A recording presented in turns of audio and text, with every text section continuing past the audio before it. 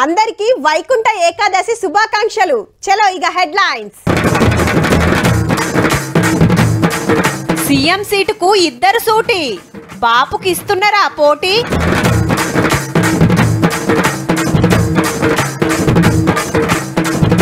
సినిమాల మీద కారుళ్ళ కథలు ఎందుకు పట్టించుకోలేదో 10 ఏళ్ళు.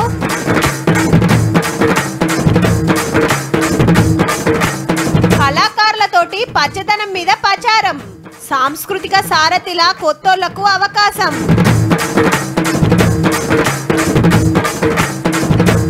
విల్లాలు కూల్చిన హైడ్రా, చెరువు కబ్జా పెట్టిండ్రు బాజప్తా.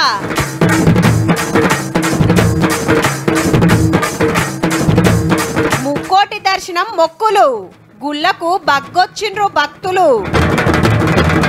ముఖ్యమంత్రి కావాలంటే రాజకీయ అనుభవం ఉండాలి, బలం ఉండాలి, బలగం ఉండాలి, నోరుండాలి, కులం ఉండాలి, పెత్తనం చేయ రావాలి, పార్టీని ఉరికే రావాలి, నలుగిట్ల మెప్పియ రావాలి, ఆర్పార్ జోప రావాలి, కిస్మత్ కూడా ఉండాలి. ఇవన్నీ సంపాదించాలంటే ఏండ్లకేండ్లు రాజకీయంలో ఉండాలి. గిన్ని ఉన్నగిన కొన్ని పార్టీల అసలు సీఎం కాలేరు. గండ్ల ఎవరైతారంటే పార్టీ పెట్టిన ఇంటోళ్ళు మాత్రమే. మళ్ళెన్నడన కార్ గెలిస్తే సీఎం ఎవరైతారబ్బా? ఇంకెవరు కేసీఆర్ సారే అంటారులే, కానీ పార్టీలే నడుస్తుందో ఎరికేనా?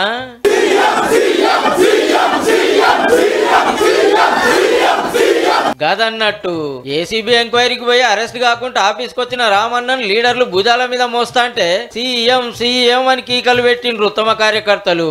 అంటే ప్రెసిడెంట్ తర్వాత వర్కింగ్ ప్రెసిడెంట్ పోస్టే ముఖ్యమైనది కాబట్టి కేటీఆర్ గారే ముఖ్యమంత్రి అవుతారని మనోళ్ళ ఆపోచన. ఇక గిది నుండి జై తెలంగాణ, జై తెలంగాణ.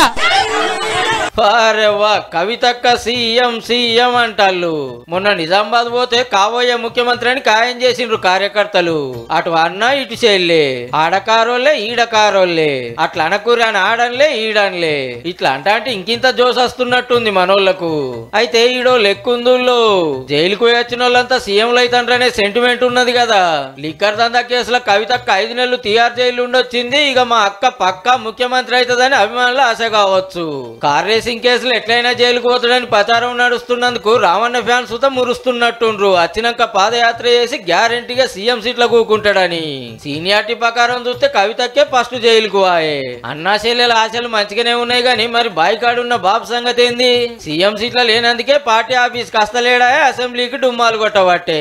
సార్ తెచ్చిన ధరణి పోయినా, రైతు భరోసా కిరికిరి నడుస్తున్నా, కాళేశ్వరం ఎంక్వైరీ అవుతున్నా, ఏరే పార్టీలు ఎడ్డిస్తున్నా గమ్మునున్నదే గందుకాయే. పార్టీని మళ్ళా పవర్లోకి తెచ్చుకుంటానికి పబ్లిక్ గోసలు చూడకుండా ఫామ్ హౌస్ లో ప్రశాంతంగా ఉండి పిలాన్లు వేస్తుంటే ఇంట్లోనేమో గీ కథ.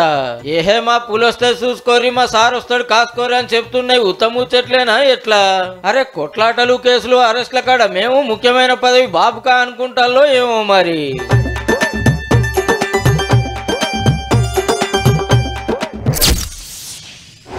ఈ నడమ ఓ సినిమా వచ్చిందబ్బా. గండ్ల ఓ యాక్టర్ కు మన తెలంగాణ యాస పెట్టిండ్రు. కానీ సార్కు నోరు తిరుగుతే ఒట్టు, ఏదో చెప్తాంటే ఇంకేదో వినబడే కథ అయింది. అదే పాత్రను మనోనికి ఇస్తేనా నా సామిరంగా ఆర్పార్ మాట్లాడు. ఇంకో సినిమాల స్టోరీ మస్తుంది, కానీ అది తీయాల్సింది హైదరాబాద్లా, తీసింది విజయవాడలా. ఏం చేస్తాం, మన రాష్ట్రం మనకు వచ్చినాక సుతా మన సినిమాలు లేకవాయే. సరే సరే, ఇప్పటి వార్త ఏందోనైతే చూడుర్రి. ఆంధ్రాలో వెళ్తే సినిమాకు ఒక వైపు ఇస్తారు, మన దగ్గర అయితే తెల్లగల్లికి మటన్ కి వైపు ఇస్తాం. ఆంధ్రాలో సినిమాలు కాయిస్ చేస్తే మనకాడ కళ్ళు మటన్ కాయిస్ చేస్తారు అన్నాడు దిల్ రాజు. కొత్త సినిమా ఫంక్షన్ లకి ఇట్లా అన్నందుకు చెల్ మా తెలంగాణ వాళ్ళని తక్కువ చేసి మాట్లాడిండని గులాబీ పాటోళ్ళు గుంపులు వచ్చి అరుచుకున్నారు. అయితే తెలంగాణలో సినిమాలు మానుకోను ఆయన దిల్ రాజు, నువ్వు సినిమాలు మానుకొని కళ్ళు మాంసం దుకాణం పెట్టుకో. ఇంత అవమానకరమైనటువంటి మాటలు మాట్లాడినటువంటి దిల్ రాజు గారి సినిమాను తెలంగాణ ప్రజలందరూ కూడా తిరస్కరించాలని చెప్పేసి పైసలు పెట్టి సినిమాలు తీసే దిల్ రాజు గారిది మన నిజామాబాదే. తెలంగాణ సినిమాల సంఘానికి పెబ్బగుడుక. ఆంధ్రోళ్ళ ముంగట మనల్ని నాదాన్ చేస్తుండనేది కారోళ్ళ మాట. అయితే మొన్న రామన్న బామర్దోళ్ళ ఇంట్లో దావత్లోలి జరిగినాడు ఇదే బీఆర్ఎస్ పార్టీ గౌరవ ఎమ్మెల్యే సంజయ్ గారు ఏమన్నాడో యాదుందా? మీ ఇంట్లో లిక్కర్ తాగరా? మా తెలంగాణ మీది, మీ తెలంగాణ సమాజం నువ్వు తెలంగాణ నువ్వు ఇన్నారులో మందు తాగనోళ్ళు తెలంగాణ గారు ఎంత ఎక్కువ తాగుతా అంత తోపు తెలంగాణ వాది, తాగనోళ్ళు తెలంగాణ రాష్ట్రంలో ఉండొద్దన్నట్టు ఎమ్మెల్యే గారు మాట్లాడితే వీళ్ళు ఒక్కలంటే ఒక్కలు చూస్తే సప్పుడు చేస్తోట్టు. అచ్చా మందు దాగుడు మన మర్యాదే గాని కళ్ళు దాగుడే తప్పన్నట్ట. అవు తెలంగాణలో ఏ పల్లెకు పోయినా కళ్ళు మండు ఉంటది. ఆడోళ్ళు మొగోళ్ళు దమ్ము పడతారు, అంచుకింత కౌసు ఉండాలని కాయి చేస్తారు. అంతేగాని ఆంధ్ర అభిమానుల లెక్క సినిమాల కోసం అంగిలు చింపుకొని హీరోల కోసం బదాట్ల దుంకులాడరు. నిజానికి దిల్ రాజు అని ఆయన ఎప్పుడు కూడా తెలంగాణ ఉద్యమంలో కలిసి వచ్చిన వ్యక్తి కాదా ఆయన. వాజీవే దిల్ రాజేంది తెలంగాణ ఉద్యమంలో సినిమాలు ఎవ్వరు లేరు. మన భాషను యాసను తిండిని ఎక్కిరిచ్చిన వాళ్ళే మనోళ్ళని దొక్కేసిన వాళ్ళే. గమ్మత్ ఏందంటే తెలంగాణ తెచ్చుకున్నాం కాళ్ళే అల్లం బెల్లం అయినరు, వాళ్ళే అతకం పథకం అయినరు. ఇక్కడ వాళ్ళని ఎంకరేజ్ చేసుడు ఇడిసబెట్టి అక్కడోళ్ళకే తెలంగాణ యాస పెడితే గదే మనకు గొప్ప అని మురిపిచ్చిరి. ఆఖరికి మన యాస గుడక మనకు లేకుంటాయి. మొన్న సంజయ్ టాకీస్ లో లొల్లై బన్నీ బాబుని అరెస్ట్ చేస్తే తోపు హీరోను అట్లెట్లా జైల్లో పెడతారు. సినిమాలను సతాయిస్తుండ్రు. తెలంగాణకెళ్ళి ఎల్లగొట్టే కుట్ర లేయాలనేమో గిట్ల మాట్లాడబట్టి. ఇదే స్టోరీతో బీఆర్ఎస్ బ్యానర్ల కారోళ్ళ కథలని సినిమా తీస్తే సూపర్ ఆడేటట్టుంది పో.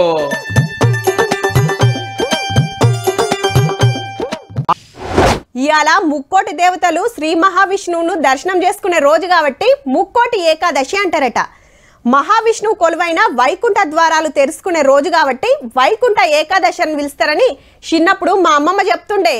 చాలా మందికి ఈ ముచ్చట తెలిసినో లేదో గాని పండుగ పుట్ట గుర్తు చేస్తున్నా. దేవతలే దర్శనం చేసుకునే రోజు కాబట్టి మరి భక్తులు ఊకుంటారా?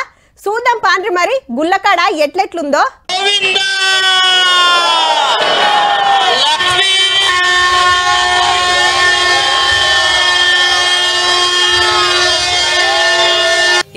ఎక్కడిది తిరుపతి కొండకు మునుం పట్టిండ్రు సెలబ్రిటీలు లీడర్లంతా. మన స్పీకర్ సారు, చిన్న సీఎం సారు, మంత్రులు, ఎమ్మెల్యేలు, ఆంధ్ర లీడర్లు, హర్యానా గవర్నర్ దత్తన్న హరిద్వార్ కెళ్లి రామ్దేవ్ బాబా సామ్లవారు షిన్మోళ్ళు ఎగిలివారంగానే ఎంకన్న దర్శనం చేసుకున్నారు. రెండు రాష్ట్రాలు అన్నదమ్ముల్లాగా అభివృద్ధిలో ఒకట కలిసి పనిచేయాలని చెప్పేసి మొక్కుకున్నా. అదేవిధంగా రెండు రాష్ట్రాల రైతులు కూడా సుభిక్షంగా ఉన్నారని మొక్కుకున్నారు. రెండు తెలుగు రాష్ట్రాల అభివృద్ధి బ్రహ్మాండంగా జరగాలని, అందరూ సుఖ సంతోషాలతో ఉండాలని. ఇవాళ మామూలు భక్తులు బగ్గొస్తారని తెలిసి మీరు కూడా ఇప్పుడే వస్తే ఎట్లా సార్లు? మీరు ఎన్నడొచ్చినా దగ్గరికెళ్ళి దర్శన భాగ్యం ఉంటేనే ఉండే. ఏడాదికోపారన్నా కడమోళ్ళకి ఇడిసబెడితే బాగుండునేమో. మొన్నటి తొక్కిసలాట బాధితుల్లా 52 మందికి స్పెషల్ దర్శనాలు చేయించిండ్రు. బంగారం రథం మీద దేవుణ్ణి ఊరేగిస్తుంటే చూసుకుంటా మా భాగ్యం అనుకున్నారంతా. ఇక గుడంతా తీరొక్క పూలతోటి మంచిగా ముస్తాబ్ చేసిండ్రు. రంగురంగుల లైట్లు పెడితే గిట్ల ఎలిగిపోయింది తిరుపతి కొండ.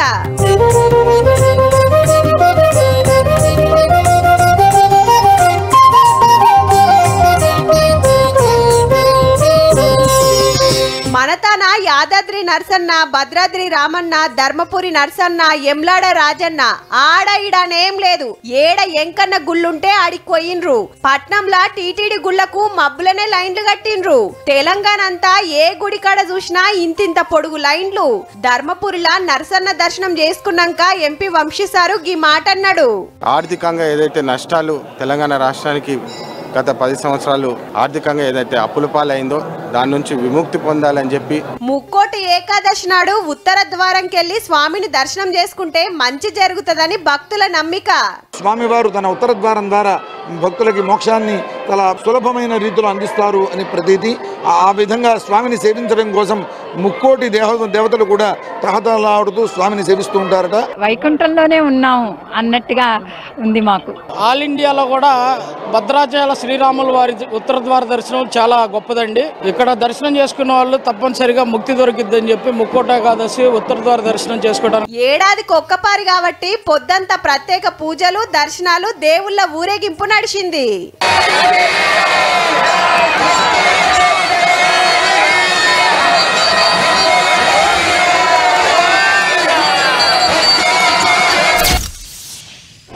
ఫార్ములా కారు రేసు కేసులో విచారణ సంస్థలు దూకుడు పెంచాయి. కేసులో ఉన్న ఆ ముగ్గురిని వరుసగా ఎంక్వైరీకి పిలుస్తున్నారు. అన్ని విధాల సాక్ష్యాలతో అధికారుల సమక్షంలో ఎంక్వైరీ జరుగుతోంది.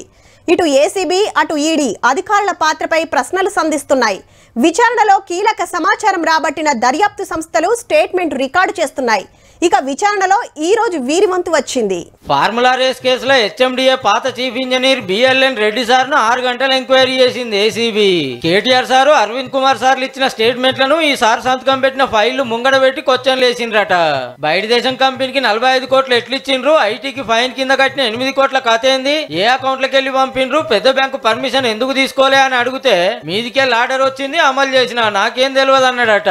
మళ్ళా పిలిచినప్పుడు రావాలని పంపించేసిండ్రు. ఈ ముచ్చటి ఇట్లుంటే ఇక కేసు కొట్టేయాలని కేటీఆర్ సార్ హైకోర్టుకు పోతాడు, ఉత్తదే అయ్య కదా. ఇక సుప్రీం కోర్టుకు పోయిండు. పండుగ వెళ్ళినాక 10 అన్నాడు విచారణ. నియంగానే లోటోపీస్ కేసు అయితే దేశం పెద్ద కోర్టు దాకా దేనికి పోయిండో మరి. ఇక ఆడేమవుతుందో గాని మర్నాడే ఈడీ ముంగటికి అయితే పోవాలి. వాళ్ళు ఏం క్వశ్చన్లు అడిగేది తెలియదు కానీ నిన్న ఏసీ బోల్లో నేనే ఉల్టా క్వశ్చన్లు అడిగినా వాళ్ళకేం తెలియదు అని గొప్పగా చెప్తున్నాడు. ఎంక్వైరీకి పోయి వచ్చినందుకే రామన్నను గీతీర్లు ఎదుర్కొన్నందుకు ఏరే పార్టీలు గిట్లా అంటున్నాయి. స్వాతంత్ర సమరయోధుడు కాదనే, ప్రజా సమస్యల కొట్లాడిన నాయకుడు కాదు. ఆ విషయంలో జైలు పోతాడు, అవినీతి ఆరోపణ జైలు పోతున్నాడు. ఆయన సమర్థిస్తే మీరు కూడా అవినీతి పడలేకపోతారు. దమ్ముంటే ఏ పార్టీలైనా ఏ లీడర్ అయినా కళాకారులు లేకుండా ఓ మీటింగ్ పెట్టమనుండ్రి చూద్దాని. మనోళ్ళు మైకులు నడుపుతుంటే అచ్చినోళ్ళు తువ్వాలు దులిపి లేచిపోవుడు గ్యారంటీ.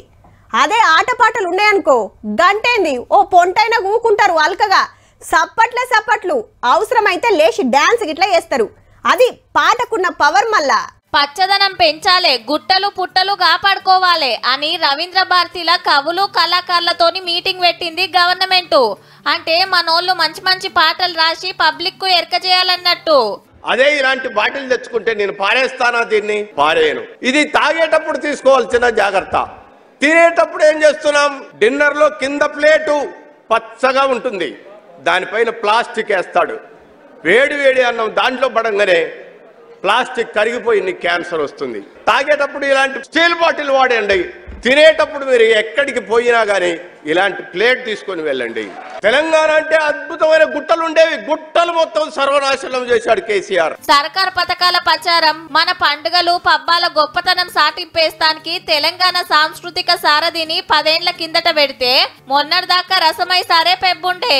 ఈ గవర్నమెంట్ వచ్చినాక గద్దరన్న బిడ్డే వెన్నెలక్కకిచ్చిండ్రు సంఘాన్ని నడిపే జిమ్మేదారి. అయితే గిన్ల 500 చిల్లర మందే ఉంటే ఇంకింత మందిని తీసుకోవాలని ఎప్పటికెంచో లొల్లి నడుస్తున్నా ఎవ్వరు పట్టించుకోలే. ఇయాల గిట్ల గదే అడిగిండ్రు కిందున్న కళాకారులు. 10 సంవత్సరాలు ఎవడన్నా మాట్లాడినా టిఆర్ఎస్ ప్రభుత్వంలో కేసీఆర్ ప్రభుత్వంలో మీరు ఇట్లా మొత్తుకోగలిగిరా, రవీంద్ర భారతికి రాగలిగిరా చెప్పండి. మంత్రి జూపల్లి సార్ లేచి చాలా మందికి ఛాన్స్ ఇస్తామని మాట ఇచ్చిండు. వేల మందికి అవకాశాలు కల్పించే ప్రయత్నం చేస్తామని చెప్పిన. కమిటీ వేస్తాను, ఏం చేయాలి, ఎట్లా చేద్దాం, మొత్తం ఎదురుగా పెడతాం, చర్చ పెడదాం. అప్పట్లో 24,000 జీతం ఉంటే వీళ్ళు వచ్చినాక 31,000కు పెంచి పెండింగ్లు ఉన్నాయి సుత వేసేసిండ్రట. మరిగా కొత్తగా ఎందరు కళాకారులను తీసుకుంటారో గానీ మున్పు లెక్క పార్టీ కోసం కాకుండా పబ్లిక్ కోసం పాడితే బాగుంటది. పొద్దు తిరుగుడు పువ్వు పొద్దును ముద్దాడే, పొద్దును ముద్దాడే, అడవిలో వెన్నెలమ్మ ఆకులు ముద్దాడే, చిగురాకుల ముద్దాడే. ఓ సినిమాల చెరువును దొంగతనం చేసిండ్రని పోలీసులకు కంప్లైంట్ ఇస్తాడు హీరో. కేసు చిత్రంగుండే వరకు ఎంక్వైరీ చేస్తే అసలు కథ బయటపడ్డది. తొవ్వని చెరువు దొవ్వినట్టు కాగితాల మీద చూపించి దొంగ బిల్లులు ఎత్తుతారన్నట్టు హీరో కంప్లైంట్ తోటి గా కథ బయటపడుతుంది. కానీ పట్నంలో పక్కా చెరువులు ఉన్నాయి, కానీ ఆటి పక్కకే పెద్ద పెద్ద బంగ్లాలు సుతున్నాయి. కాకుంటే ఎకరాలు ఉండాల్సిన చెరువులు గుంటలలో కూడా కనబడకుండా అవుతున్నాయి. ఎందుకో తెలుసు కదా.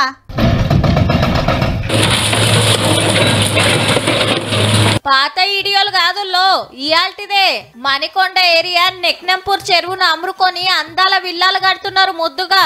అగో అటు చెరువు పక్కకే బంగ్లాలు. ఇగిట్టు చూడుండ్రి, ఒడ్డు పొంట మట్టి పోసుకుంటా ఇంత మింగుతుండ్రు. 4 వద్దులైతే ఈడ సుత ఇండ్లు కడతారిగా.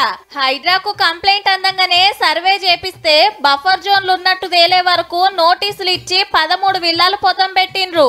ఇంకో 2 మీద హైకోర్టు ఆర్డర్ ఉన్నందుకు అటు తెరువు పోలే. కట్టేటప్పుడు ఆఫీసర్లు వార్నింగ్ ఇస్తే కొన్నొద్దులు ఆగి మళ్ళా చాలు చేసిరట పనిమంతులు. ఆగో చెరువు బఫర్ జోన్ కబ్జా పెట్టి ప్లాట్లు అమ్మబడును అని బోర్డులు పెట్టిండ్రు. బాజాప్తా తెలవకెవలన్నా కొన్నారంటే కోట్ల రూపాయలు పోతాయి. నున్నగా గుండు కొట్టించుకునే కథ అవుతుంది మళ్ళా.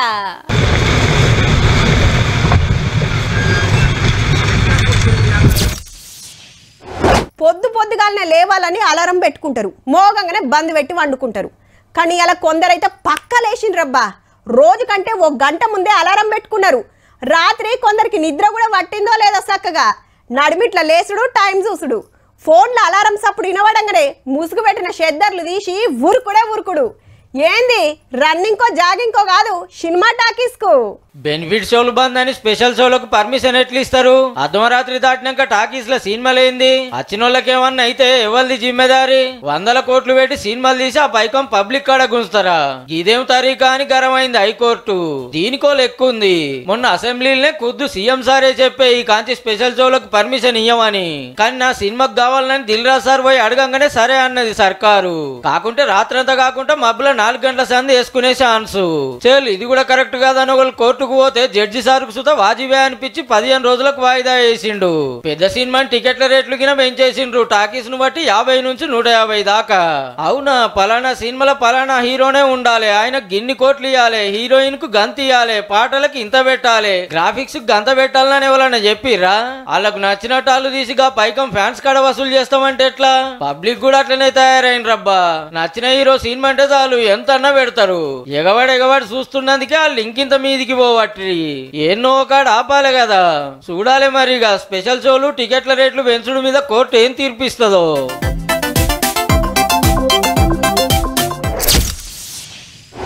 టక్కర్లైనా దొంగతనం జరిగిన మర్డర్లైనా మొదలు దగ్గర పట్లు ఉన్నోళ్ళని వివరాలు అడుగుతారు.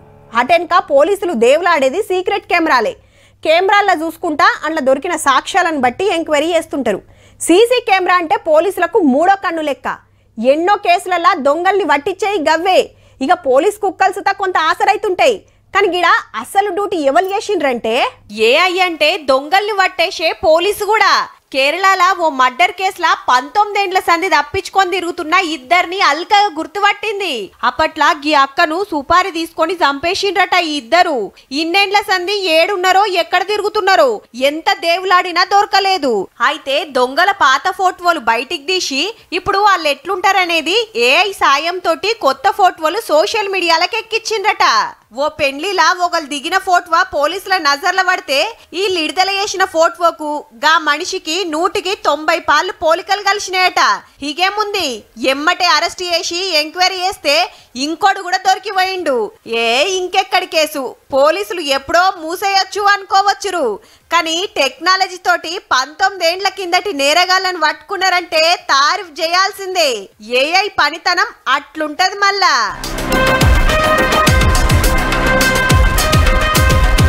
చూసిండ్రు కదా, ఇక ఇవుళ్ళ ఇయాల్టి తీన్మార్ ముచ్చట్లు ఉంటామల్లా. నమస్తే.